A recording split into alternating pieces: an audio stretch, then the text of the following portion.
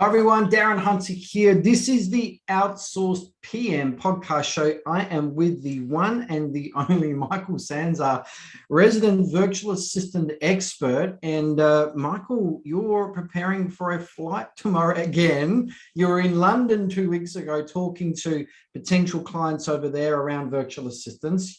You know, at the start of December, which is a couple of months before that, you were at a property management event in London. Talking virtual assistants. And now what are you doing tomorrow?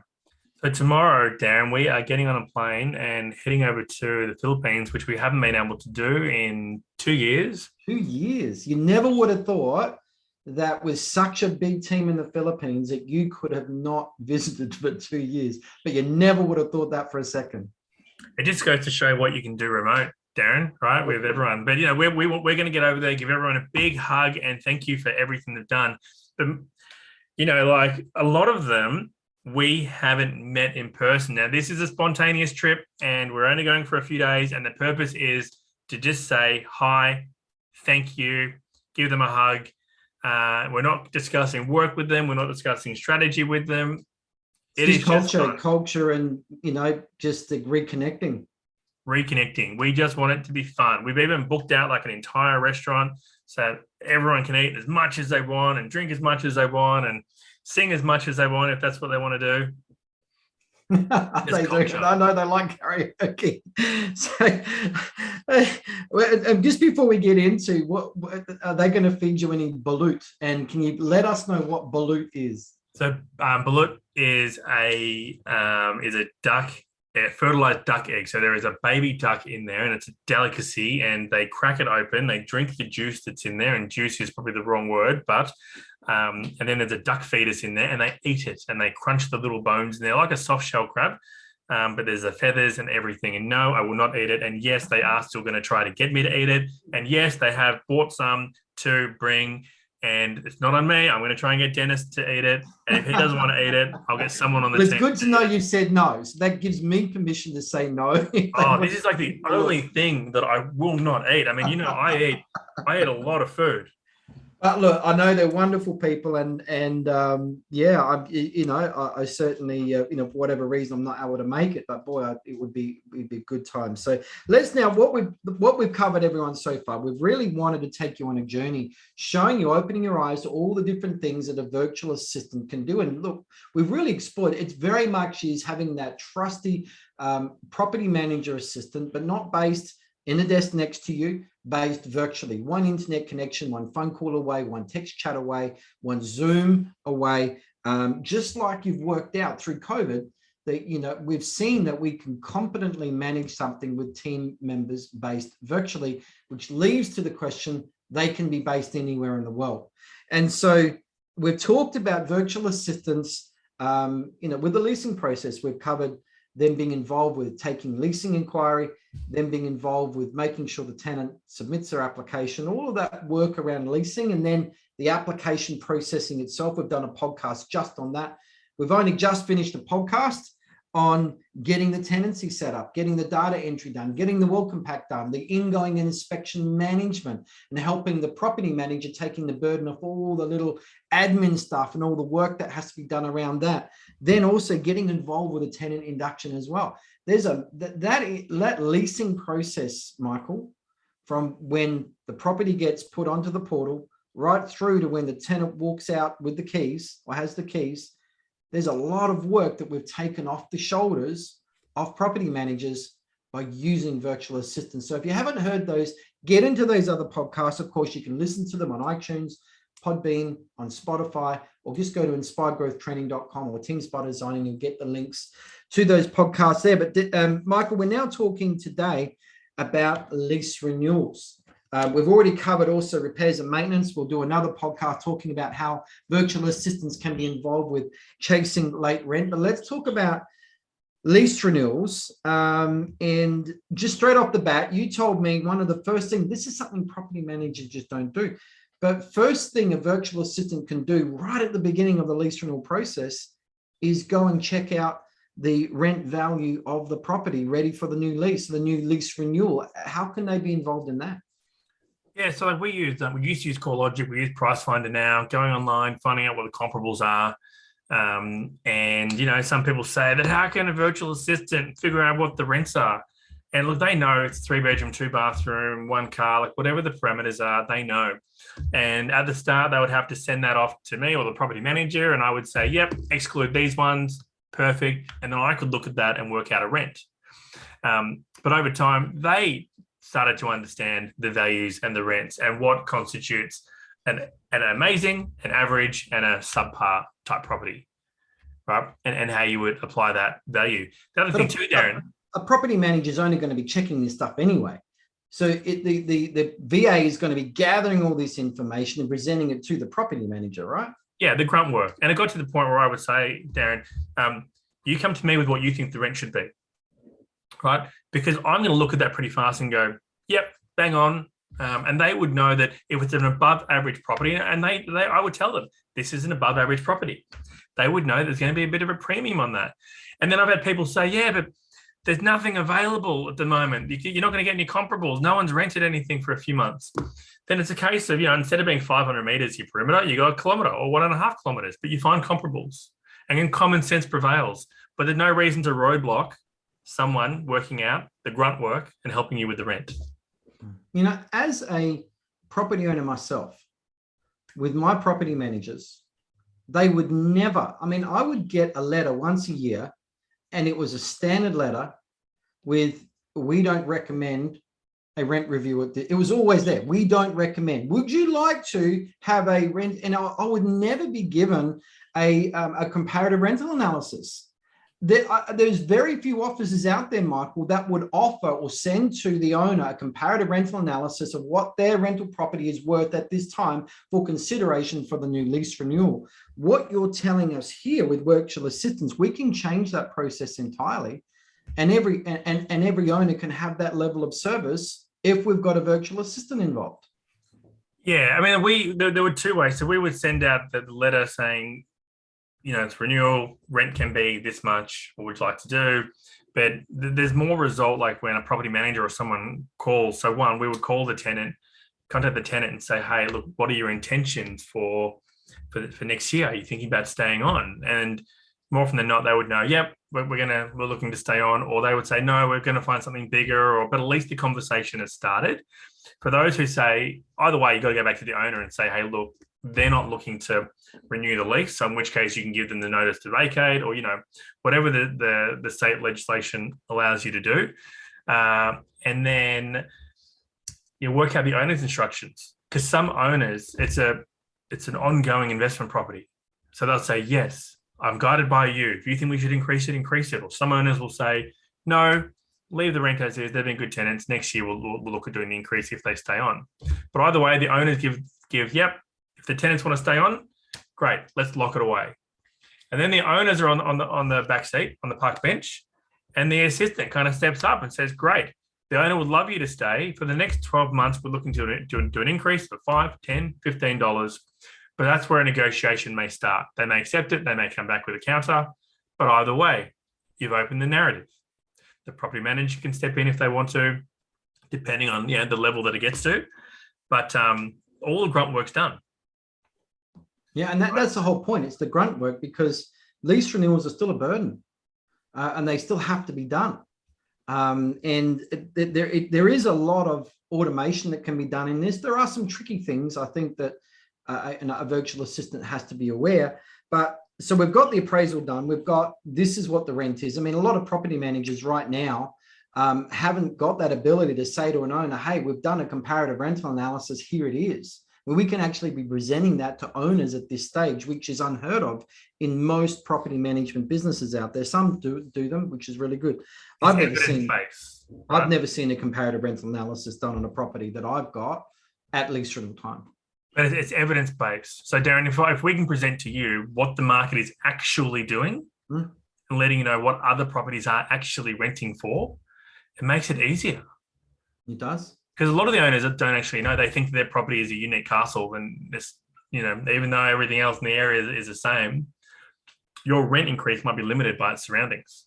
Yeah, it could, but at least knowing what the market is doing, because I know a lot of property managers either don't consult the market to see what's going on, like get on a big property marketing portal and take a look.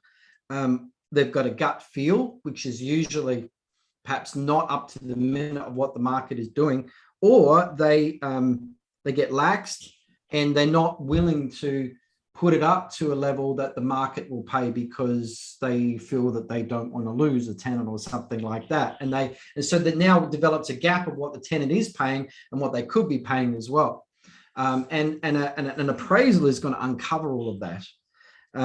Moving forward, Michael, so we've talked about the tenant is now going to be approached for their instructions, right? Yes. And I guess as an old school property manager myself, usually those instructions are pretty much straightforward. But what about tenants that, oh, look, I'm not sure yet. I'm not sure yet, or I'm still thinking about it. Can I get back to you in 2 or 3 weeks' time? That's the stuff that takes up the property manager's time, and now having to reschedule the contact or whatever. What sort of ways or a virtual assistant can be involved in relieving that process? So we were able to give notice to vacate to those who weren't sure that we could rescind. Right? It's either that you either go to rescind them, or you say, look, no problem, we're going to issue you with a rent increase for X amount. Right? If they're not looking, if they're not quite sure, because that's either going to prompt them to move or prompt them to sign. You might say, look, with the rent increase, it might be $20, but if you sign, it might be $15. Yep. You've got some interesting animals going on in the background there. Well, working from home has its unique, sound effects. Sounds like your dog's just got in trouble. And they know when the food is. I think everyone's like getting home and they know the food's available. So, all right, moving on with this. So, what about, so I just want to put my old school property manager hat on. What about, okay, rents are going up. Sorry, I'm just going to switch off my phone. Sorry, everyone. That was Jimmy Barnes. All right, moving on. So what about rent increases and virtual assistants being involved in that?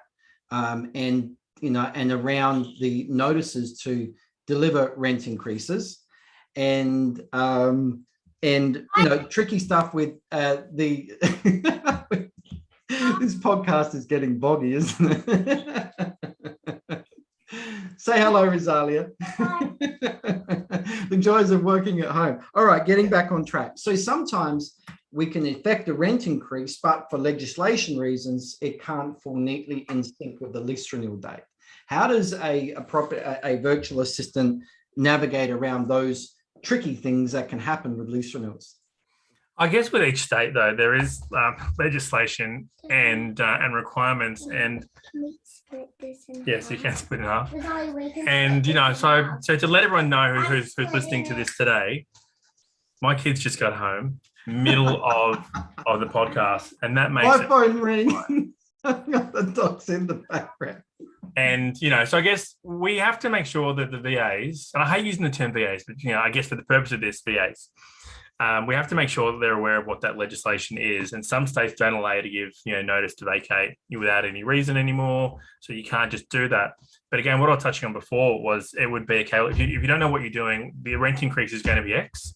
And if you look to sign another lease, it will be Y. Right? And this was a tactic that we used to ensure that we got some type of response from the person. And the rent increase was within reason. It wasn't like it's an exorbitant, you got to pay $100 more. It's market rent, but there'd be some flexibility there. All right, so we've got terms, we've got the, is a 6 or a 12 month, we know the rent amount, all of those sort of things. We can go back to the base agreement for the owner name, tenant name, property address, all of those sort of things. How can a virtual assistant get involved around creating that lease, and what is some of the technology that works really good? So for the VAs to help with the lease, you've got DocuSign. There are other online platforms that allow you to kind of automate creating a lot of the lease documents. The narrative with us was, and with other clients, we go through, we work out what the rent is, we know where the leases are kept, we find out what the confirmed conditions are for that lease renewal. We enter that in to whichever platform we're using. We get that signed off. That's all confirmed. The tenant signs it off. And then we put that, we update the CRM, so Property Tree, Property Me, whatever it is. And then it's business as usual. We make sure that the tenant is also aware 30 days out again what their new rent is going to be. Yeah. Right. There's another reminder before that, but then there's the other reminder, the final reminder, so they know when they pay the next one. The whole point is this can be trained. And with using screen technology, screen recording technology like Loom, which is like Zoom, but you can, even using Zoom, you can record your screen. You can share your screen and record it, which you can easily train a person to create a lease. Look out for this, look out for that. If you're able to teach a person in your office around leases and how they work, you can do a screen recording and teach that. And the great thing is that once your screen recording is done, it's done forever. You don't have to train those steps again if you've got an up-to-date video. A bit different from a person in the office. You get a new person, the training all starts all over again. You don't need to do that. Once you've got a library of instruction videos already done, then it's easy to do. Okay, so yeah. Michael, we've used just on that too, Darren, like while we're onboarding our team members, we get the agencies to go into Loom, go into Zoom and do recordings of the task on how they like it. Fundamentally, it's the same across the board, but each office has their nuance when they start things, when they want things done. Yeah. So it's really important that, you're not trying to reinvent the wheel, but how do you want it done? That's important that we let the virtual assistant know how you want it done. And for me, I've had this role with my virtual assistants and my executive assistant. Sometimes speed is more important than efficiency. So I might get them to do a task 80%, and then I'll come back to it and check it, and then give them instructions on the rest of it. Or for our property managers out there, get your videos done, get your virtual assistants on it, but the lease doesn't get signed by the tenant or submitted to the tenant until you've checked it. It'll take you a minute. Any property manager takes a minute or 30 seconds to look over that schedule to know that it's correct, and without you then going creating the whole thing. So instead of spending 100% of the time, you're now spending only 10% of the time and getting your virtual assistant to do all that work. And your work is simply checking the stuff before it goes out. You're the quality controller at the gate, just to make sure that there is no mistakes. Because I think, Michael, you and I agree, we can't be making mistakes on this stuff, particularly around rent increases with the sensitivities of dates and giving the notice in accordance with our state legislation. We've got to be very, very careful around those. So property managers, you need to be looking out for that stuff as you normally would anyway.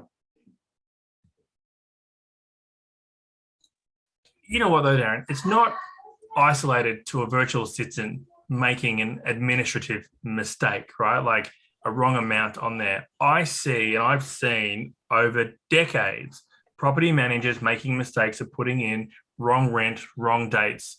So to think that this is an isolated issue with someone that works from home, not in the office, it's not. So like you're saying, Darren, the instructions that you give using Loom and Zoom on clearly how you want things done, that minimizes the risk of errors like that. Yeah. The difference is, Darren, when people are in your office, they don't get nearly as much training as someone that's working remote. I would be mortified training someone old school way of having them in the office, explaining how things are done or referring to procedures or whatever. I would be mortified in doing that because I want to have my video done. They can look at that. I'm saving my time. I can be giving tasks through a chat system or a tasking system or something like that. I can give a Loom video or a screen recording of individual tasks. If they're unsure, they don't have to ask me a question. They can go back and rewatch the video. It's just so much more efficient now using the virtual tools that are available to you instead of it doing an old school, old training way of having someone in the office. It's so much more efficient and effective. And here's a tip. Here's a tip. If you've got these videos, go to your YouTube channel, set up a playlist, and just make it unlisted or private so that only people with that email assigned to it can access it. So then your VA has a really quick reference guide. They all use YouTube. They know how to use it. They go to your page, and only they can see the tips and the rules. It's all there. And the playlist can be entitled We've got a playlist just on lease renewals. We've got a playlist just on chasing late rent. We've got a playlist on setting the tenancy up. We've got a playlist on routine inspection management. We've got a playlist on repairs. And so you can have, just like procedures, all these playlists with 5, 10, 20 screen recording videos under one playlist. And as Michael said, it's people think, the mistake is people think YouTube is only public. It's not. You can just simple setting change. The video is now unlisted, which means only someone that's got the link can actually watch it, or it can be private, which means only a person with that specific Gmail email address can actually watch it. So you can really screw down the privacy settings and the security settings really, really tight if you want. Michael, I just couldn't imagine doing work that I do today in the fast pace that I do it without virtual assistants. I would be lost and so bogged down with so much work, it wouldn't be funny.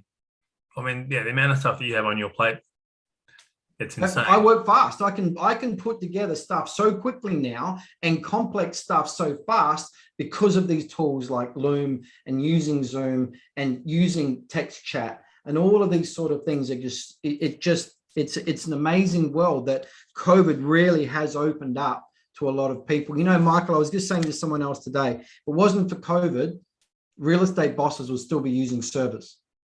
They would still be using servers and property management software based on that. But because COVID came in, it forced them to go to the next level using technology. And we're all the benefit of it, of doing that. So I think, okay, so once the lease has now been signed, is there anything else now that the virtual assistant can be doing and tidying things up to finish the lease renewal process?